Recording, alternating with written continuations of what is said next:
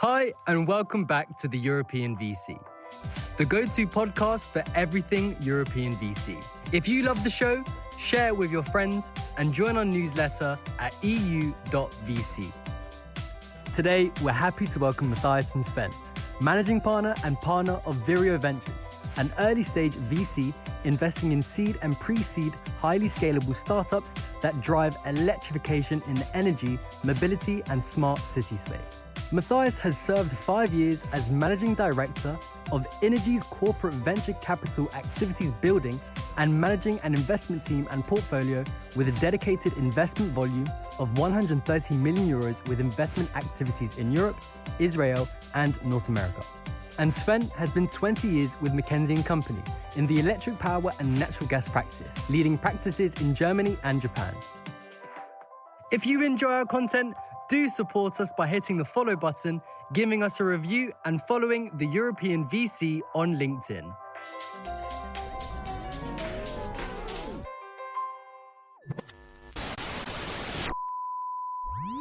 Matthias, Sven, welcome to the European VC podcast. It's very nice to have you here today. How is everything on your side? Great, thanks. We're happy to be here. Indeed. Awesome. So as usual, we like to start with a quick intro. And so this one, I'm going to start with a little small detail that I found super cool, which is the origin of Vireo's name, because I do think it also reveals a bit about Vireo's focus. So what is the origin of the name? Absolutely. Vireo actually is a small green bird that you would find in the New World from Canada all the way to Argentina. And it's also the Latin word for green and new and fresh. And since we are targeting sort of a green market and want to make the world a greener world, we picked that name. Yeah, I think if we look at a geographical focus, our focus is Europe. So we would do opportunistically something beyond Europe if it's pretty interesting and there are synergies. We focus exclusively on early stage, so pre-seed, seed until Series A, because there we can bring most value. We focus on everything that is around electrification. So meaning all sectors where electrification is driving net zero targets, which basically is more or less everything, because you either electrify or you do green hydrogen, and green hydrogen is indirect electrification because you need to have renewables in first place. And I think therefore our focus sectors is energy supply, being it renewables or green hydrogen, it's e-mobility, it's e-logistics, it's everything around green buildings, green cities. And it's also about green operations, if you think about small and medium businesses and industrial businesses. I was just reminiscing here and remembering the first time I spoke with anyone from your team that I spent a lot of time doing a mental market map of where you guys were positioning. And I remember asking, so what is the difference between you guys and Fund X and Fund Y and Fund Z and whatever? And I remember mapping out a bunch of climate funds and then mapping out a bunch of kind of what I would call urban tech funds, right? And I found your replies quite interesting. To be honest, in terms of how you position differently or similarly to these different types of players, because there are overlaps in both, but there are also slight differences. So I'd love to hear you guys reply to that. Yeah, I think we do have that really unique space and focus in early stage energy. Yeah, and I think energy certainly is a broad space, and as Sven just mentioned, yeah, it covers many areas. Yeah, from the energy supply all the way through the use of the energy, be it mobility, cities, and so on. And that's where you'll find the overlaps. However, Vireo is the only fund that's early stage with that very specific focus on energy. And as you mentioned, there's lots of players out there and funds out there that do climate, that do impact. And of course, they would also look at energy, but they don't also have that background as we do with sort of a senior partnership, all partners coming from the energy space. So we can very early assess maybe good products, good technology, good business models. And also what we see is that if you look at the deal flow, that pieces are sort of coming together like a puzzle, because as I said, the energy world is a very complex world and involves many areas. And so we can identify the relevant pieces of the puzzle and put them together. Whereas potentially, a PropTech fund, for instance, would really solely focus on solutions that are sort of in a building or in a given building, and we would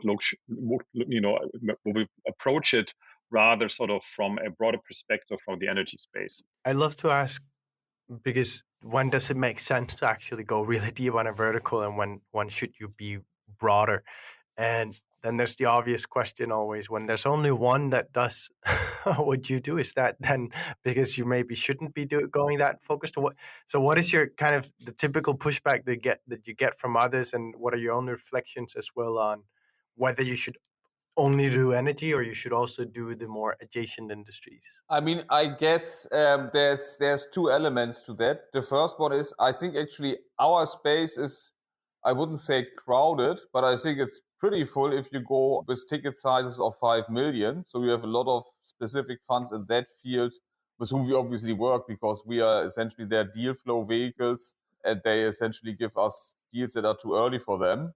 And I think if you do early phase deals, you need to have a very specific expertise, because you are very early in and you need to understand whether what the companies are doing has any chance of being successful or not. This is why we are a pretty senior team, because I think most funds don't have effectively that capacity to really work with teams in that early stage to help them up, because usually actually we work together with business angels.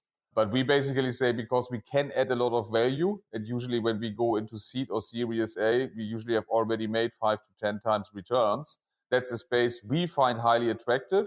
And therefore we say we do this, although we know that the management fees wouldn't actually justify it. But clearly we think that therefore the financial returns we get out of that are significantly higher. I was just kind of checking here an interesting slide of your pitch deck, which you guys very kindly shared with us in advance of this recording. Thank you for that, by the way, which was about your value proposition, right? And I think, don't get me wrong with this statement. I think it's some of these things are like common things that every single pitch deck of any single VC has, but others I'd say are a bit slightly different and I guess maybe unique to what you're doing in the space you're investing in. As an example, you highlight an area called corporate access, right? And I think talking about corporates and ventures is something that we do a lot, and it's always somewhat interesting, but somewhat kind of stating what everyone already knows. But what I think is interesting is you clearly position yourselves as being early stage, right? You yourself, Matthias, said that's part of your differentiation, right? Being one of the only players playing this early in this space. And then merging that with working with corporates might seem, at least to me, a bit of the association for me isn't clear. So I'd love to ask you maybe a very broad question on that point, which is, why is that something that you highlight yourselves in part of your value proposition? And I'm not saying it's central, I'm saying it's one of the things you highlight. But also, how does that work for you guys in this specific sector? So the thing is that, I fully agree. Corporate access, working with corporates in startups, you could probably do an entire podcast by itself. Yeah, with all the challenges and things you would find in doing that and making that reality. Number one, because you said, how would that fit if we invest early stage, but at the same time offer introductions to corporates? And I assume what you mean is that, isn't that too early? Yeah, wouldn't the startup not need to be a bit more mature? And that's certainly true, could be. It depends a bit on where the product is, where the startup is in its life cycle. But having said that, of course, we'll invest and we stay on board as an investor. So if we invest pre-seed, obviously hopefully we would then also invest into the seed round all the way to Series A, and then that offering towards the startup, opening doors to corporates, this remains to be there. So I think, of course, we need to see when is a good time, but then we could do it. It doesn't mean that whenever we invest in a pre-seed company, we would immediately connect that to a corporate. It does have to make sense, obviously. Yeah. But it is like, if we invest into companies, then that, we showed our ideas to corporates, to energy players. And there's the feedback of always, let's have a chat with the company. Let's maybe try to see if we can do a small project together. And then, that gives us that feedback that our approach actually works. Yeah, and maybe adding, I think what we are not trying to be is an outsourced CVC in a sense, or an outsourced broader corporate VC. I think what is helpful for startups is actually to test with friendly corporates, is what they are developing something that in the future the market and the industry is going to thrive on. So that, I would say, typically informal checking is actually quite helpful. I would never honestly recommend usually an early stage startup to work closely with a corporate, because with that governance processes, that's not going to work. But to having that feedback loop and understanding, okay, so if we really want to scale, at some point in time in the energy industry, you will work with these big players, and they will go to their customers. And therefore having that feedback loop to see what of what we are doing can potentially later be a partnership with one of them, or basically where can we change our product offering so that we actually not overlap and go in a very big red ocean, but essentially go into areas where obviously the corporates will never go into. That's actually quite helpful if you know that early on. Part of your thesis is very much on, this topic of electrification being very much transversal to industries, right? Yeah. So even though it's specialized, right, it's not niche, right? That's part of it, at least from where I'm standing. What I have always kind of seen and witnessed myself as corporates struggling a bit in understanding is that startups are living organisms that are very nimble and shift and change, and a fintech industry might actually fintech startup, might end up becoming a medtech company, right, over time. And that's probably why I brought up this question of working with corporates when you're investing at such an early stage, right? That's why I was curious. So maybe let me ask you, how early do you guys go into the startups? Like, just understanding what's the stage, how do you guys define early stage? What is the sweet spot for you for an investment? Well, we go in, as you mentioned, early stage. Early stage, we mean pre-seed, and pre-seed essentially means there has to be a team and there has to be a startup company being formed. So we wouldn't sort of invest in a single kind of founder with just an idea on a piece of paper. And we have seen people like these coming around with decent presentations, but not more of that. So we would require to have, there's more to that, having a product that's nearly finished, or a service or a software. Ideally, also already we understand, if there's interest in the market and there's first conversations, potential customers, clients, and there's a certain feedback. So early stage, we mean there has to be more than just like a group of founders and a piece of paper, but also, an evolving a product, service, or software. I'd love to ask you guys, and this is taking it a bit in a different direction, but we are really looking at a time where energy couldn't be more in the flux. Everyone all of a sudden talks about both energy transition. We've done that for a while because of climate reasons, but also energy security. And I'm curious to hear if you've seen the same uptick in interest around your fund and the startups that you work with. I think we do. For one, is that not only once I've heard feedback from investors that kind of said, well, I wouldn't necessarily have looked into that space like a year or 18 months ago, but now, since the energy crisis, I totally get it, what we need to do. And you're right. I mean, we are talking for years and years about energy transition. It's happening slowly, but now we have the crisis coming on top of it, people are really waking up. And then just figure, I mean, like going back 10 years ago, maybe 15 years ago, when I started in the energy space, people thought it's super boring because, it was just there, it was cheap, you could just plug in all your devices, you didn't need to care. And all of a sudden, people are just waking up, and understand that we need to transition to a different world here. And then maybe adding on that, I think also on the founders and startup side, I mean, I started this corporate fund in 2015-16, and I'm astonished by how the quality has evolved over time. I mean, back then it was all about smart home. It was about maybe peer-to-peer trading using the blockchain, because blockchain was kind of hype back then already. It was about energy disaggregation, so allowing different services to the end consumers. But we see now much deeper tech and ideas and business models really around that energy transition. And that's a quality we see right now, even with early founders and early startups, that at least I haven't seen like 5, 6, 7 years ago. Are you seeing more startups working in a space that's directly connected to the current energy crisis? Or is it more on the LP side that you've seen an uptick in interest? And also customer side, of course. But no, I think both. I do think there is startups. I mean, if you look into our let's say portfolio and the angel investments we did a few years ago. I mean, of course, there had been companies with business models that had started without knowing that we would run into that energy crisis. certainly, it's a good timing for them, because obviously now, their product or services in much more demand than it might have used to be. That's one thing. And certainly also, I would assume that we'll see a number of startups that specifically because on the back of the crisis, start putting together new companies. And on the investor side, yes, I mean, I just talked to a sort of LP an hour ago, and yeah, I mean, they totally get it. And also, I think that space for them is super interesting. Yeah. And I mean, as we all know, I think fundraising certainly hasn't become easier these days. That's certainly a space where there remains some interest from LPs. I have a completely off-topic question, which Go is, for it. and that's why I was hesitating, seeing if anyone had an on-topic comment or question.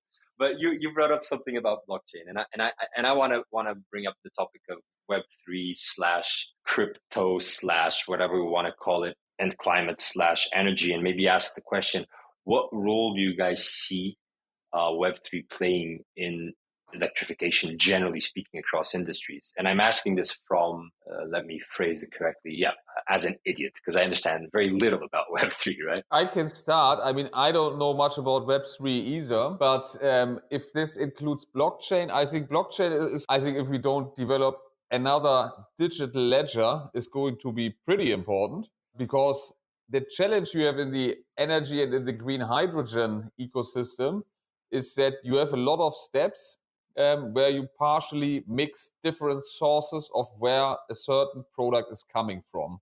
So if we take, for example, you take green hydrogen and produce this in Australia, and I'm an industrial customer in Europe using it, you need to basically tell along the entire cycle what's the CO2 footprint. And that includes building effectively the factory in Australia, building the ports. Then you might have certain mixing where, for example, blue hydrogen with green hydrogen is mixed in a tank. And essentially, all along the steps, you need to have a certificate which says, for the final customer, for a chemicals producer, for example, how much CO2 is now in my green hydrogen? And therefore, is it green hydrogen? Same is true for anybody who wants to do a PPA or buying CO2-free electricity. He needs to prove along the value chain that it has a CO2 amount or a CO2-free as claimed. Doing that, actually, blockchain is perfectly suited to do. And I don't think that has much to do with cryptocurrencies or anything in crypto. It's effectively a digital underlying technology, which is super helpful for doing that. I can't help but think that we're seeing a lot of digital ledger startups, and that's the core of blockchain, right? But either you do traceability or you do green hydrogen, and then you just plug in the traceability. No, I think you are working exactly at the intersection. So in green hydrogen, we have 2-3 startups who work specifically in green hydrogen, but develop a blockchain technology that works along this value chain. Or we are currently pretty far with a startup in the renewables PPA space who's doing 24/7. I mean, where you basically have 24/7 clarity on what the CO2 is that you are getting out of the grid, even if you have a PPA, and that is using blockchain technology. But it's essentially it's a renewables trading platform, but leveraging blockchain for full real-time CO2 transparency and accounting. Yeah. That's interesting to see how that works, right? Because it needs to be very close to the technology, I guess, for it to actually work well. That's interesting, because at first I would have thought that it's probably done by someone else, and then you plug in the digital ledger from another startup. But I guess it doesn't work like that. Interesting. At least we haven't seen that. I mean, I'm honestly not a blockchain expert, so that might happen. But also with the renewables platform, the logic is we use that technology. I mean, it's an energy guy, it's a trading guy. He uses with the CTO that technology now for renewables, and then maybe 1-2 years down the road, when we have more green hydrogen available, that can then be used for green hydrogen as well. But I don't think he's planning effectively to use now to have the blockchain in itself as a primary business purpose. I think the primary business purpose is to trade green energy while leveraging blockchain as the most efficient vehicle to do it. So I have another question on the tech front. Obviously, I think all our listeners can hear that David and I aren't great techies, and that's also why we do LP investments and not tech investments. But my question is, we're seeing a lot of discussion around nuclear these days, and I imagine that you guys are also quite knee deep in nuclear. Am I right in that saying that? Reasonably deep, yeah. It's dangerous to say that you're too deep, I guess. No, but I'm curious to hear what are you seeing on that front, policy wise, and also adoption wise. Do you see it picking up, or do you see it continuously being in this state of flux where there are just as many pushing against as there is pushing for? I think that debate is not going to change in the near future. I think essentially the trade-off, honestly, is pretty simple. If we want to get to net zero, or if we want to go to 1.5 degrees, we will need carbon capture, and we will probably need nuclear.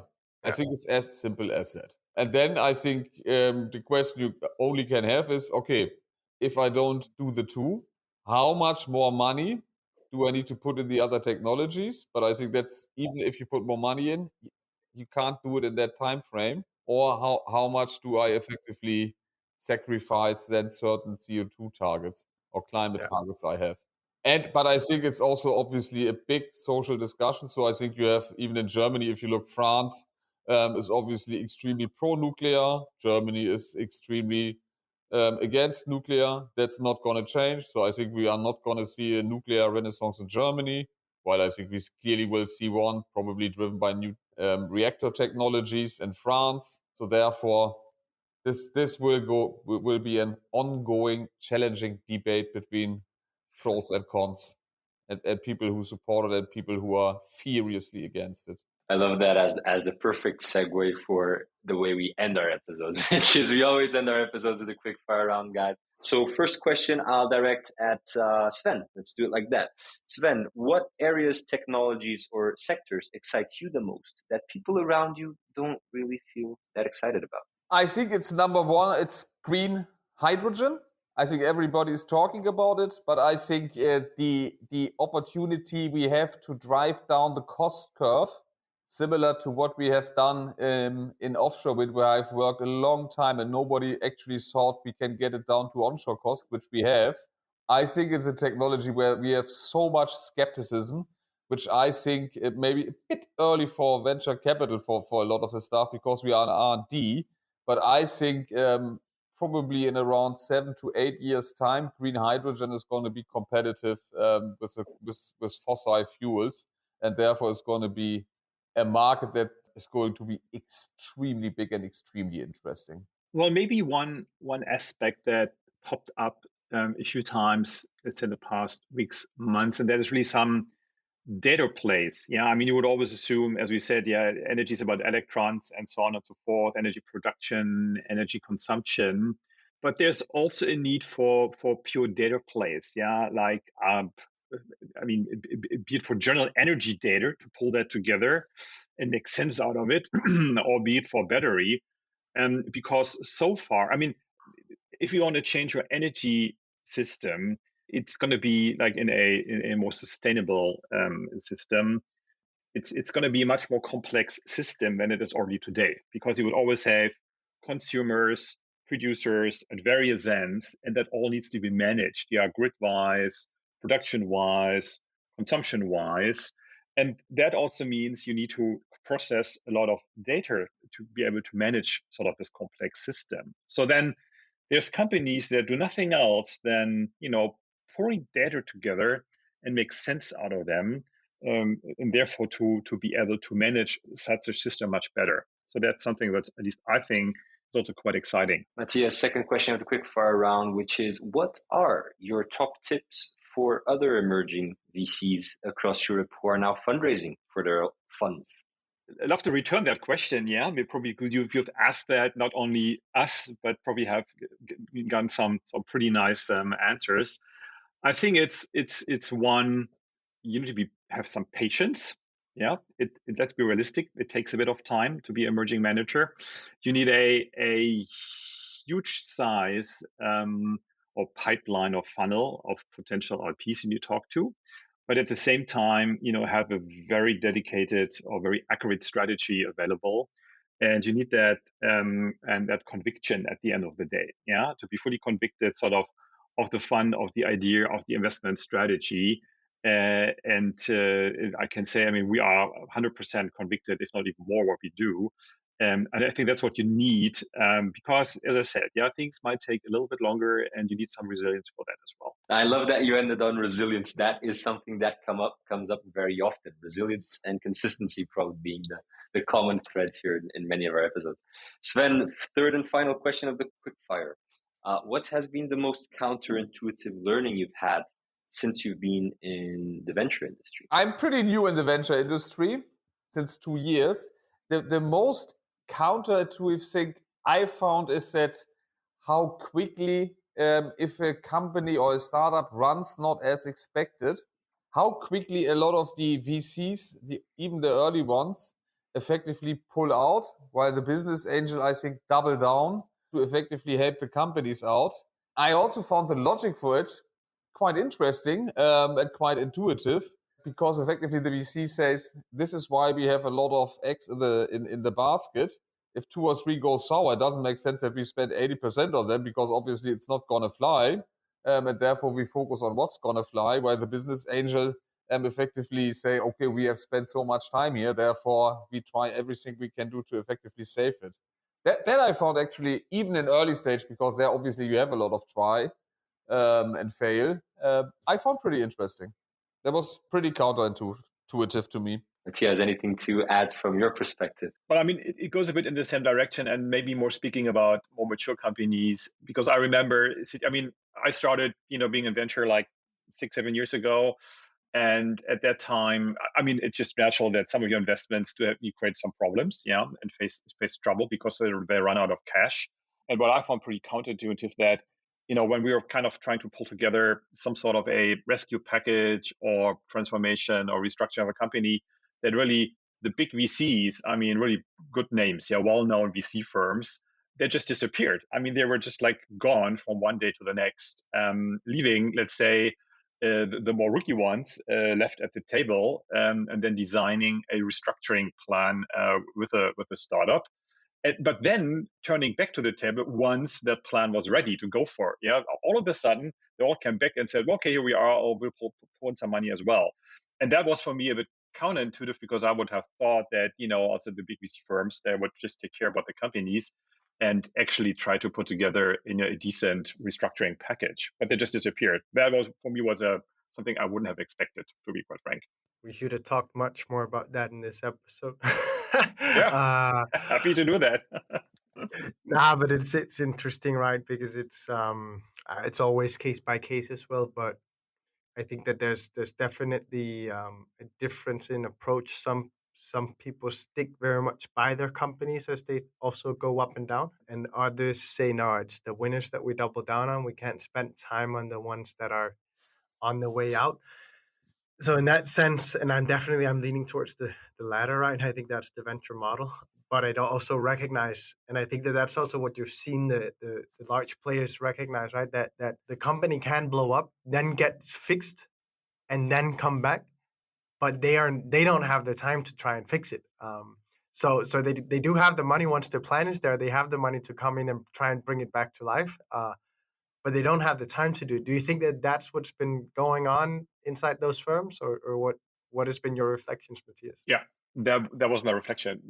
Absolutely, that point, which is a decent approach to a certain extent, because you don't just have the time, the resources. It's part of the venture model.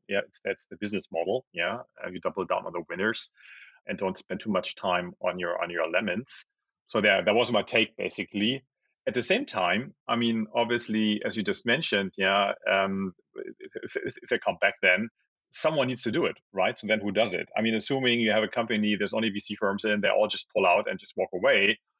So if no one takes care, then it's going to ultimately probably end in a pretty bad situation. But again, that might be just part of the business model. And then there's also then you can say that the smaller venture firms have more at risk, right, in terms of their own reputation, given that Index as an example, they can definitely live with a failed founder saying bad things. Whereas if you're a new firm that has 10 active investments, then it's going to be a bit worse on your reputation if one founder says, well, you ghosted us as soon as we started having a problem, right? Whereas a big and famed firm can easier carry that. Yes, so that was some heavy reflections here in the end of the quickfire round. For those that stuck around, I think that they got some unfiltered reflections on the pros and cons of the venture model. Matthias, Sven, thanks so much for joining us for this episode. Thanks so much for bringing up some reflections both on nuclear energy transition and on the behavior of big firms. Thanks for having us. Yeah, thank you very much. Thank you for listening to this episode of the European VC, the go-to podcast for everything European VC. If you love the show, share it with your friends and join our newsletter at eu.vc.